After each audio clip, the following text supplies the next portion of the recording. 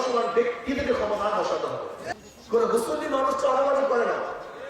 এই জন্য আসুন, শুধু নেতা নয়, নীতির পরিবর্তন চাই। শুধু চাঁদাবাজের চেহারা পরিবর্তন হয়েছে, কিন্তু চাঁদাবাজি পরিবর্তন হয়নি বলে মন্তব্য করেছেন ইসলামী আন্দোলন বাংলাদেশের সিনিয়র নায়েবে আমির মুফতি সৈয়দ মুহাম্মদ ফয়জুল করিম। বৃহস্পতিবার ৯ জানুয়ারি সন্ধ্যায় নরসিংদীর রায়পুরা উপজেলা আমিরগঞ্জ ইউনিয়নের হাসানাবাদ তাঁতিবাজারে ইনসাফ ভিত্তিক কল্যাণ রাষ্ট্র প্রতিষ্ঠার দাবিতে আয়োজিত গণসমাবেশে প্রধান অতিথির বক্তব্যে এ কথা বলেন তিনি। সৈয়দ মুহাম্মদ ফয়জুল করিম বলেন, ৭১ থেকে ২৪ সাল পর্যন্ত যারাই ক্ষমতায় ছিল বৈষম্য দূর করতে পারেননি।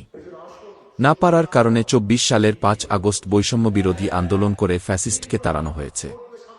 ভেবেছিলাম বৈষম্য দূর হবে, চাঁদাবাজি, জুলুম, অত্যাচার, অবিচার ও মিথ্যা মামলা থাকবে না, মানুষ স্বাধীনভাবে বসবাস করবে। কিন্তু ৫ আগস্টের পর দেখলাম আবারও সেই চাঁদাবাজি ও জুলুম। এতদিন চাঁদাবাজি ও গুন্ডামি করত একজন, এখন করছে অন্যজন। শুধু হাতের পরিবর্তন হয়েছে, চাঁদাবাজি পরিবর্তন হয়নি। তিনি বলেন, ব্যক্তি ও দলের পরিবর্তন হয়েছে, নিচু আদর্শের পরিবর্তন হয়নি। ওসি, এসপি ও ডিসি বদলি হলেও ঘুষদুর্নীতি বন্ধ হয়নি। শুধু ব্যক্তি পরিবর্তনের মাধ্যমে কোনো শান্তি আসতে পারে না।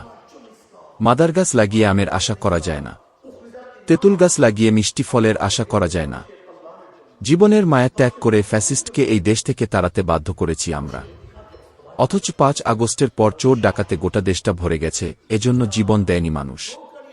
তিনি আরও বলেন, আদর্শবান ও নীতিবান ব্যক্তিরা যতদিন ক্ষমতা না যাবে ততদিন পর্যন্ত রক্ত দেবেন, জীবন দেবেন, আন্দোলন সংগ্রাম করবেন, দলের পর দল পরিবর্তন করবেন, কিন্তু মানুষের ভাগ্য পরিবর্তন হবে না। এজন্য আসুন, শুধু নেতা নয়, নীতির পরিবর্তন চাই। ৫ আগস্টের পর ইসলামী আন্দোলনের নেতারা হিন্দুদের মন্দির পাহারা দিয়েছে, কোনো আলেম ও মুসল্লিরা অপকর্ম করে না। আমিরগঞ্জ ইউনিয়ন ইসলামী আন্দোলন বাংলাদেশের সভাপতি মোহাম্মদ ফজলুল হক মোল্লার সভাপতিত্বে গণসমাবেশে প্রধান বক্তা হিসেবে উপস্থিত ছিলেন জাতীয় ওলামা মাশায়েখ আইম্মা পরিষদের শিক্ষা ও সাংস্কৃতিক সম্পাদক ও কলরব শিল্পী গোষ্ঠীর নির্বাহী পরিচালক হাফেজ মাওলানা মুহাম্মদ বদরুজ্জামান।